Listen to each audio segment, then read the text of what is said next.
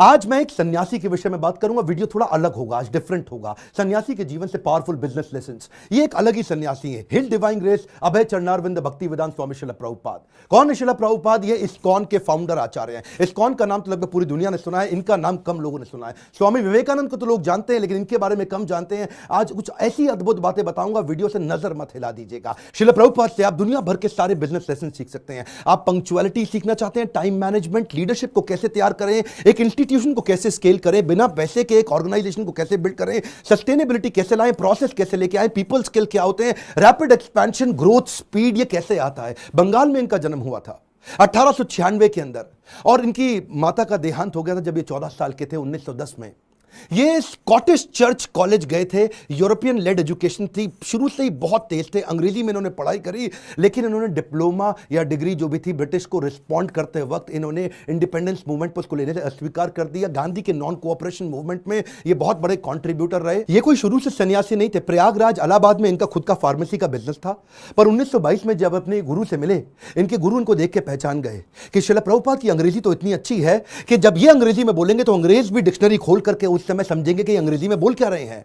तभी इन्होंने प्रभुपाद को एक आदेश दिया, क्या तुम मेरे लिए एक काम कर सकते हो? तुम्हारे को शास्त्रों में मन भी लगता है और अंग्रेजी भी अच्छी है, तुम भगवत गीता के ज्ञान को अंग्रेजी भाषा में पूरी दुनिया तक पहुंचाओ, क्योंकि हमारे शास्त्रों को दुनिया में कोई नहीं लेके जा रहा, दुनिया की किताबें हमारे देश में आ रही हैं। श्रील प्रभुपाद ने उनकी इंस्ट्रक्शन को दिल से लगा लिया। गुरु मुख पद्मा वाक्या चित्ते कौरिया ऐक्या, के गुरु के मुख से निकले हुए वाक्यों को चित्त के साथ एक कर लो। अंग्रेजी में भगवत गीता को ट्रांसलेट करना शुरू कर दिया। बैक टू गॉडेड किताब लिखते, भगवत गीता को ट्रांसलेट करते। लैपटॉप टाइपराइटर नहीं हुआ करता था, कंप्यूटर नहीं होता था, मैनुअली लिखते थे। एक साल लगा करके इन्होंने कई पेजेस के अंदर भर करके भगवत गीता को ट्रांसलेट किया। एक दिन फैक्ट्री से वापस आ रहे थे, अपने घर पहुंचे।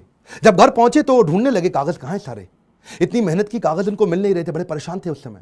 अपनी धर्मपत्नी से पूछा कि वो कहां है जो मैंने भगवत गीता ट्रांसलेट करी, तो अचानक इनकी पत्नी ने जो बोला, इनके होश उड़ गए।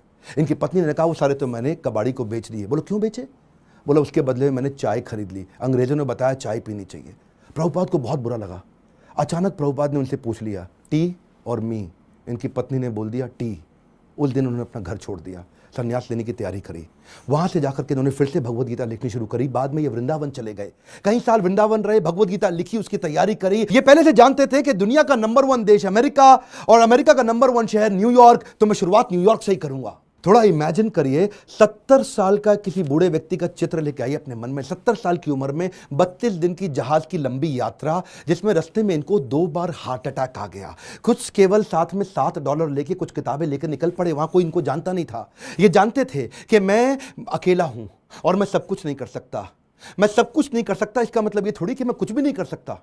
मैं सब कुछ नहीं कर सकता, इसका मतलब यह नहीं कि मैं कुछ भी नहीं कर सकता, क्योंकि मैं कुछ कर सकता हूं तो मैं कुछ कर लूंगा, और कुछ कुछ कर करके मैं सब कुछ भी कर दूंगा। और वो हिम्मत लेकर के निकल पड़े। वहां पहुंचे टॉम्स्किन स्क्वायर पार्क न्यूयॉर्क के अंदर। उन दिनों वियतनामीज और यूएस का वॉर चल रहा था, जिसके कारण वहां बहुत हिप्पीज आ गए थे। हिप्पीज वो हुआ करते थे जो सड़क पर लेट करके इलिसिट सेक्स करना, नशा करना, वहीं पर नंगे लेटे रहना, 2-2, 4-4, 6-6 महीने तक नहाना नहीं। हिप्पीज ने एक्चुअली डिफाई कर दिया अमेरिका को। अमेरिकन सरकार परेशान थी कि ये लोग अपना घर छोड़ चुके हैं, पूरी तरह स्वतंत्र हो चुके हैं और कुछ भी कर रहे हैं। इन्होंने सोचा क्यों ना इन्हीं के साथ शुरुआत किया जाए। सबसे डिफिकल्ट मैन पावर को उन्होंने कल्टीमेट करने का कोशिश किया, उनको डायरेक्शन दिया ताकि मैं कमिटमेंट ले सकूं। धीरे धीरे उनके लिए कीर्तन करना शुरू कर दिया। इनका रूल क्या था? करेक्शन नहीं, मेडिटेशन। एक बार मेडिटेशन करा के इनको करेक्शन दूंगा बाद में, पहले मेडिटेशन बाद में करेक्शन। और वहां जो हिप्पी हुआ करते थे वो उनकी सुनते नहीं थे, बेइज्जती करते थे, इनके ऊपर सिगरेट का धुआं फेंक देते थे, इनको टॉयलेट की लंबी लाइन में पीछे धक्का मार के खड़ा कर देते थे,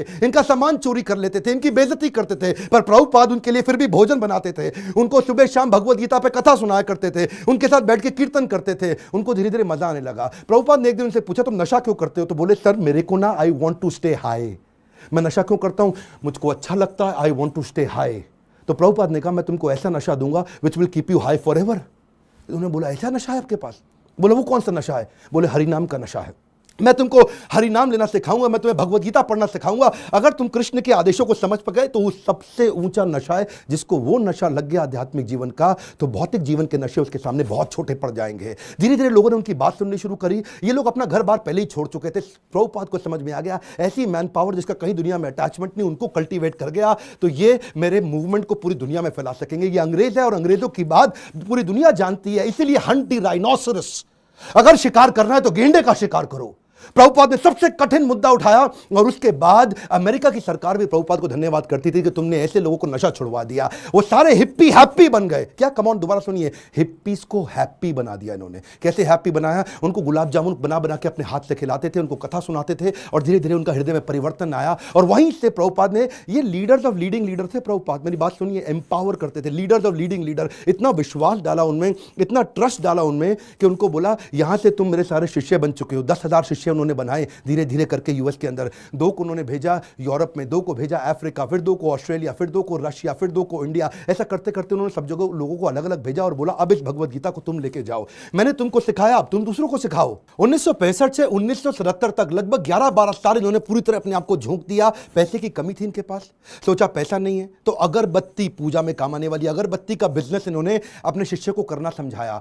लगभग 3 सालों के अंदर $1 मिलियन का रेवेन्यू आना शुरू हो गया अगरबत्ती के बिजनेस से। किताबें इन्होंने तेजी से लिखनी शुरू कर दी। 5.5 करोड़ किताबें इन्होंने इस दौरान पूरी दुनिया के अंदर बांटी। किताबें बेच करके कुछ फंड रेज किया जिससे इन्होंने मंदिर बनाने का प्रयास किया। अपने शिष्यों को समझाया, उनको सिखाया। वो किताबों को 25 भाषाओं में पूरी दुनिया के अंदर ट्रांसलेट किया। उन दिनों क्या हुआ, सब लोग, अंग्रेज लोग पूरी दुनिया में इनको देख रहे थे। ये कौन इंडियन सन्यासी आया है जिसने भगवत गीता, कृष्ण अर्जुन, जिसकी कोई जानकारी नहीं किसी को, लेकिन गोरे काले हर धर्म के लोग सीखने लग गए। ये रिलीजन से आगे लेकर के चले गए। इन्होंने कहा रिलीजन नहीं, मैं स्पिरिचुअलिटी की बात कर रहा हूं। उसी दौरान एक रिपोर्टर इनके पास आया, बोला Swami ji, India has a factory of producing God. Every weekend a God comes from India and says that I will make you God, start funding me, come on. तो स्वामी जी हैरान हो गए। बोला Swami ji, are you also God? क्या स्वामी जी तुम भी भगवान हो? तो प्रभुपाद ने बोला नहीं नहीं, मैं भगवान नहीं हूं, मैं भगवान का नौकर हूं। तो वो हैरान हो गया। पहली बार कोई ऐसा व्यक्ति आया हिंदुस्तान से जो बोला मैं भगवान नहीं हूं, भगवान का नौकर हूं।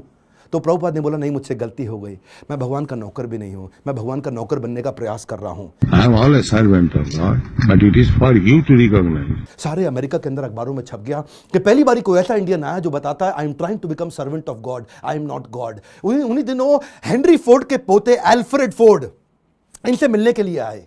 हेनरी फोर्ड का नाम बहुत हुआ करता था पृथ्वी के अंदर। प्रभुपाद कम बोलते थे, लिमिटेड बोलते थे।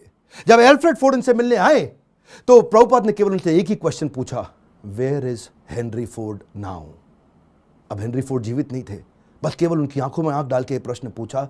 एल्फ्रेड फोर्ड उसी समय घबरा गए। उनको समझ आ गया कि ये जीवन किसी के लिए नहीं है, कोई नहीं बचने वाला यहाँ पे। और उसी दिन उन्होंने प्रभुपाद को सरेंडर कर दिया और उनसे कहा मुझे भी भगवत गीता सिखाइए। ये ऐसे संत सन्यासी है जिनके कारण आज पूरी दुनिया के अंदर सैकड़ों हजारों ऐसे मंदिर बने जहां भगवत गीता पढ़ाई जा रही है, सिखाई जा रही है। पाकिस्तान जहां कुछ भी हो रहा हो, लेकिन आज भी इस्कॉन के 12 मंदिर है पाकिस्तान में जहां रोज शाम को भगवत गीता पे कथा की जाती है। ये बड़ा अनइमेजिनेबल था कि कुछ ही सालों के अंदर इन्होंने 6 महाद्वीप, 6 कॉन्टिनेंट के अंदर 108 मंदिर बना दिए। ये तब किया जब वेंचर कैपिटल नहीं था, कोई एंजल फंड नहीं था, प्राइवेट इक्विटी नहीं था, कोई आईपीओ नहीं निकाला, कोई बैंक लोन नहीं है, कंप्लीटली बूटस्ट्रैप्ड, सैलरी देने का पैसा नहीं है, लाइफ टाइम वॉलंटियर्स इकट्ठे किए। 10,000 उन दिनों इन्होंने अपने शिष्यों को लेटर पे लिख लिख के बात किया। इमेजिन करिए, कम्युनिकेशन बहुत स्लो था। मैं सोचता हूं कई बार अगर प्रभुपाद आज होते ना तो भगवत गीता इंडिया की राष्ट्र पुस्तक नहीं होती, पूरे विश्व के अंदर होती। इतनी स्पीड थी प्रभुपाद की। उस समय जब अपने शिष्यों से बात करते थे तो न्यूयॉर्क से साउथ अफ्रीका चिट्ठी भेजते थे। वो चिट्ठी में प्रश्न पूछता था, जवाब देते थे, फिर चिट्ठी वापस आती थी, फिर उसका उत्तर देते थे। इमेजिन करिए 10,000 ऐसे लेटर लिखे इन्होंने, कितना समय की कमी रहा होगा। इनके इतने सारे philosophical issues, managerial issues, personal issues, professional issues, सब पे गाइड किया करते थे। व्हाट्सएप नहीं था, कम्युनिकेशन नहीं था, वहां पे फ्लाइट तेज नहीं जाती थी। बावजूद उसके इन्होंने 12 साल के अंदर 15 बार पूरी पृथ्वी का भ्रमण किया। एक बात समझिए, sales is not about selling, it is about building trust in education. Building trust in education. विश्वास बढ़ाओ, एजुकेट करो, विश्वास बढ़ाओ, एजुकेट करो। दुनिया भर में इतना विश्वास बढ़ा दिया, एजुकेशन बढ़ा दिया भगवत गीता के बारे में कि बीटल्स जो उस समय बहुत फेमस हुआ करता था, बीटल्स के जॉर्ज हैरिसन ने अपना 70 एकड़ का फार्म वॉटफोर्ड में लंदन के नजदीक इनको डोनेट कर दिया। वो इनका शिष्य बन गया और अपने रॉकस्टार गानों के साथ साथ कीर्तन करने लग गया, हरे कृष्णा। उन्हीं दिनों प्रभुपाद जी साथ साथ इतनी किताबें लिखना चाहते थे, जानते थे मैं बूढ़ा हो गया हूं, सारी चीजें लिख के चला जाऊं ताकि लोग उसको आसानी से फॉलो कर सकें। उन्होंने खुद से लिखना बंद कर दिया, डिक्टाफोन ले लिया। डिक्टाफोन जानते क्या होता है? उस पर ये रिकॉर्ड करते थे और चलते चलते रिकॉर्ड करते थे, बैठे बैठे रिकॉर्ड करते थे। 24 घंटे में से 22 घंटा सेवा करते थे, 2 घंटा आराम करते थे। अनइमेजिनेबल है, मैं थोड़ा आपको बता रहा हूं फिर से, इसको मत मिस करिएगा। 24 में से दुनिया जानती है प्रभुपाद 22 घंटा सेवा करते थे, 2 घंटा रात को 10 से 12 तक आराम करते थे, रात को 12 से सुबह 4 बजे तक किताबें ट्रांसलेट किया करते थे, क्योंकि इनके गुरु का आदेश था किताबें ट्रांसलेट कर करके रिकॉर्ड करते थे उसको, जानते थे मैं लिखूंगा टाइप करूंगा टाइम लगेगा, शिष्यों को बोलते थे तुम रिकॉर्डिंग को सुनो उसको टाइप करो। उसी समय टेक्नोलॉजी का इस्तेमाल करते थे। डिक्टाफोन के बाद माइक्रोफोन आया, माइक्रोफोन पे करने लगे। सुबह की साधना करते, मंदिर में मंगल आरती करने के बाद, जब बाहर वॉक करने निकलते 1 घंटा वॉक करते, शिष्य को साथ में लेते, उस समय फिर से ट्रांसलेट करते, शिष्य माइक पकड़ के चलते रहते, ये मॉर्निंग वॉक पे फिर से ट्रांसलेट करते। जानते थे इनके पास समय कम था। प्रभुपाद ने अपने 12 साल के अंदर वो काम किया जो कि बिल्कुल अकल्पनीय है। इसमें मैं आपको एक बात सिखाना चाहता हूं, इसको बोलते हैं EFA, elephantine focused advantage. Elephantine focused advantage, इसको बोलते हैं अव्यर्थ कालत्वम। संस्कृत का शब्द है अव्यर्थ कालत्वम, यानी कि इतना सा भी समय वेस्ट नहीं करना, ऑब्सेसिव अटेंशन टू डिटेल। और इसको क्या कहते हैं OAD, obsessive attention to detail. हाथी के बराबर हाथी शब्द इस्तेमाल किया गया, एलिफेंटाइन फोकस, जो कि लगना चाहिए आपको बहुत भयंकर फोकस है ये। मेरा एक दोस्त है, वो मुझे क्या कहता है कि यार विवेक, मेरे को 12 साल लग गए एक फैक्ट्री को 2 फैक्ट्री बनाने में। सुनिएगा, 12 साल लगे एक फैक्ट्री को 2 फैक्ट्री बनाने में, जिसमें मैंने बहुत पैसा लगाया। प्रभुपाद बिना पैसे के एक मंदिर को 108 मंदिर बना दिया 12 साल के अंदर। ये किया कैसे? बिना तनख्वाह दिए। मैं इतनी तनख्वाह दे रहा हूं, लोग काम नहीं कर रहे, ये बिना तनख्वाह के लोगों से इतना काम करा लेते हैं। इसी को बोलते हैं कि वैकुंठ से जब व्यक्ति आता है और ऐसी लीडरशिप बिल्ड करता है, ऐसी लीडरशिप वाला व्यक्ति इतना एम्पावर कर देगा कि एक ऑर्डिनरी आदमी से एक्स्ट्रा ऑर्डिनरी काम करा जाएगा। जब जेब में पैसा हो तो स्पीड आ जाती है। सुनिएगा ध्यान से, जब जेब में पैसा हो तो स्पीड तो आ ही जाती है, लेकिन प्रभुपाद की जेब में पैसा नहीं था। ये थोड़ा सा अनइमेजिनेबल केस स्टडी है कि लो कॉस्ट हाई स्पीड। सुनिएगा ध्यान से, बिना पैसा लगाए लो कॉस्ट पे हाई स्पीड कैसे बिल्ड करें? इसका तरीका क्या है? अर्जेंसी और पीपल स्किल। प्रभुपाद अद्भुत व्यक्ति थे। अर्जेंसी और पीपल स्किल। शिष्य तंग करते थे, शिष्य गलतियां करते थे, प्रभुपाद टॉलरेट करते थे पीपल स्किल के साथ में। शिष्य इनको बहुत दुखी करते थे, प्रभुपाद टॉलरेट करते थे पीपल स्किल के साथ में। स्पीड बनाए रखी पीपल स्किल के साथ में। लोग दुखी भी नहीं होते थे, स्ट्रेस भी नहीं होते थे, क्योंकि प्रभुपाद प्रेम इतना देते थे। उनका प्रेम एक समुद्र की तरह था। श्री गुरु करुणा सिंधु, ऐसा करुणा का सिंधु सागर थे ये। इन्होंने एक बार जब ये अपने शिष्य को लेकर के रथ यात्रा ज्वाइन करने गए जगन्नाथपुरी के अंदर, तो वहां पे मंदिर के अंदर अंग्रेजों को जाना मना है। हिंदू मंदिर है, वो कहते हैं अंग्रेज को, लोगों को हम नहीं क्रिश्चियंस को अंदर जाने देंगे। प्रभुपाद ने बोला अगर तुम मुझे जगन्नाथ जी के दर्शन करने नहीं जाने दोगे, मैं जगन्नाथ जी को पूरी दुनिया में ले जाऊंगा। उसके बाद उन्होंने रथ यात्रा करनी शुरू करी और वहां से पूरी दुनिया में रथ यात्रा का प्रचलन चालू हो गया। प्रभुपाद वो पहले व्यक्ति थे जिन्होंने आज पूरी पृथ्वी पर रथ यात्रा और जगन्नाथ जी के दर्शन कराने शुरू किए। यहां पे ये रुके नहीं, इसके बाद उन्होंने सोशल और चैरिटेबल काम भी किए। World largest vegetarian food relief programme शुरू किया जिसका नाम है food for life. Sunday feast, ये दुनिया भर के अंदर हजारों मंदिरों के अंदर रोज शाम को हजारों लोगों को फ्री में खाना बढ़ता है। इंडिया में मिड डे मील की स्कीम को एक्वायर कर लिया उन्होंने, सरकार की स्कीम को इस्कॉन ने। क्या किया आज आपको जान के हैरानी होगी, बुद्धि चकरा जाएगी। 14 लाख गरीब बच्चों को रोज मिड डे मील का भोजन आज इस्कॉन अपने मंदिर से बना करके भेजता है। Can you imagine? 14 लाख बच्चों को कभी अपने आप को पॉपुलराइज नहीं किया, कभी अपनी इन्होंने गाथा नहीं गाई, कभी अपने आप को भगवान नहीं बताया, कभी अपने आप को अपनी तारीफ नहीं करी, अपनी सेवाओं को आगे रखा और बिना प्रमोशन के किसी को कभी प्रमोट नहीं किया। जानते हैं अमेरिका के अंदर भी आपको तो मालूम है स्टीव जॉब्स का स्टैनफोर्ड यूनिवर्सिटी का वो लेक्चर, जहां पे उसने खुद ही माना था कि मैं रोज, मेरे पास पैसा नहीं हुआ करता था, एक खाना खाने के लिए एक बार का 7 मील पैदल चल के हरे कृष्णा मूवमेंट पे फ्री का खाना खा के आया करता था। I would walk the 7 miles across town every Sunday night to get 1 good meal a week at the Hare Krishna temple.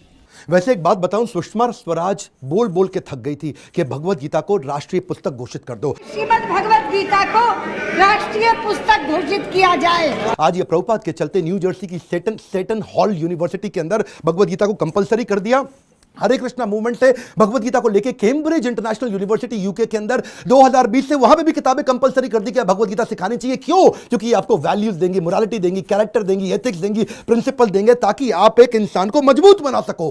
बहरहाल उनके पास समय कम था। 1977 में जब वो शरीर छोड़ने वाले थे, उनका वजन आधा हो चुका था, इतने पतले, इतने कमजोर हो चुके थे कि उनके शरीर पे स्किन बची नहीं, हड्डियां और नसें बची थी। जब डॉक्टर भी मिलना आता था ना, उसकी भी बुद्धि चकरा जाती थी कि मैं कैसे दबाऊं, कहीं ऐसे नसों से हड्डी में लुक चुप के दर्द ना होने लग जाए इनको। शिष्य लोग आसपास देखते थे डॉक्टर का मुंह कितना इंच खुला हुआ है, ऐसा ऐसा। डॉक्टर हैरान होता था, इंच नापते थे ऐसा कि ये कैसा व्यक्ति कर रहे हैं ये। इस समय कॉन्शियसनेस को बिल्ड करना पॉसिबल ही नहीं है। प्रभुपाद के सारे ऑर्गन्स काम करना बंद कर चुके थे, उनकी उम्र बहुत ज्यादा हो चुकी थी, लेकिन उस समय डेथ बेड पे, क्षमा चाहता हूं गलत शब्द यूज कर रहा हूं, ऐसे लोगों की कभी डेथ नहीं होती, लेकिन उस समय उस बिस्तरे पे भी लेट करके प्रभुपाद शरीर छोड़ने से पहले भी ट्रांसलेट कर रहे हैं भागवतम को कि मेरे जाने से पहले मैं अपने गुरु के आदेश को पूरा करके जाऊं। अद्भुत। डॉक्टर बोला संभव ही नहीं है, ये बिल्कुल पॉसिबल नहीं है। So, if we have the chance of association with devotees, जानते हैं ये प्रभुपाद ऐसे व्यक्ति थे, जाने से पहले इन्होंने पूरा मैनेजमेंट मैनकॉम, कॉर्पोरेट्स के अंदर ना मैनकॉम होता है, मैनकॉम का मतलब क्या है, मैनेजमेंट कमिटी। तो प्रभुपाद चाहते थे मैं इसको फैमिली रन बिजनेस की तरह ना चलाऊं, इसको इतना प्रोफेशनल कर दूं, जैसे बड़े कॉर्पोरेट्स होते हैं वो फैमिली की तरह नहीं चलते, प्रोफेशनल तरीके से चलते हैं। उन्होंने एक मैनेजमेंट कमिटी बनाई, 12 लोगों की लीडरशिप तैयार करी, बोला जो भी डिसीजन होगा, जो भी पॉलिसी होगी, ये 12 लोग मिलकर के करेंगे ताकि कभी भी करप्शन ना लेकर के आए। जब भी अकेले का खुद का बिजनेस होता है तभी करप्शन आता है। कई ऐसे गुरुजी हैं जिनके बेटे भी अपने आप गुरु बन जाते हैं, उनके बेटे भी अपने आप गुरु बन जाते हैं। यहां पे केवल काबिल व्यक्ति को गुरु बनाया जाता है, यहां पे गुरु को नहीं प्रमोट किया जाता, यहां भगवत गीता को प्रमोट किया जाता है। एकर्स ऑफ एकर्स प्रॉपर्टी बना ली प्रभुपाद ने, लेकिन अपने बच्चों के नाम पे एक प्रॉपर्टी नहीं करके गए, सब कुछ सोसाइटी के नाम पे कर दिया। प्रभुपाद कहते थे कि बिलीफ स्पिरिचुअल होगा और बिहेवियर प्रोफेशनल होगा। सिस्टम सुनिए, कम ऑन, बिलीफ स्पिरिचुअल होगा और बिहेवियर प्रोफेशनल होगा। वो क्या कहते थे, प्रिंसिपल ग्लोबल ग्लोबल है, ग्लोबल ग्लोबल प्रिंसिपल पूरी दुनिया में एक जैसे होंगे, लेकिन रिसोर्सेज लोकल होंगे। अगर आपको पैसा चाहिए तो लोकल जगह से रेज करो, लोकल जगह पे खर्च करो। पैसा ना इस देश से उस देश जाएगा, ना उस देश से इस देश आएगा। प्रिंसिपल ग्लोबल होंगे और खर्चा रिसोर्सेज लोकल होंगे। यही मैं आपको बताना चाहता हूं, अगर इस प्रकार की लीडरशिप आप बिल्ड कर सके तो आपको जिंदगी के अंदर इसके लिए लीडरशिप क्वालिटी चाहिए, और वही मैं सिखाता हूं अपने प्रोग्राम्स के अंदर। इसको बोलते हैं लीडर, जिससे आप सारे स्पिरिचुअल भी और बिजनेस भी सारे लेसन एक साथ ले सकते हो। रियल लीडरशिप वीडियो को डाउनलोड व्हाट्सएप पे करके पूरे देश में पहुंचाइए। स्वामी विवेकानंद को जानते हैं, श्रील प्रभुपाद को भी पहुंचाएंगे पूरी दुनिया के अंदर। भारत रत्न मिलना चाहिए ऐसे व्यक्ति को, ये मेरी आपसे प्रार्थना है। बहुत सीरियस हूं मैं आज, मैं अपने दिल से बोल रहा हूं। आज इनका जन्मदिन है, आज सारे व्हाट्सएप ग्रुप में, सारे फेसबुक ग्रुप में, अपने यूट्यूब चैनल पे इस वीडियो को निकाल के अपलोड करिए, पूरी दुनिया में पहुंचाइए। प्रभुपाद जी के बारे में पता चलना चाहिए। और अगर आपको वीडियो कहीं से मिला है, चैनल सब्सक्राइब करके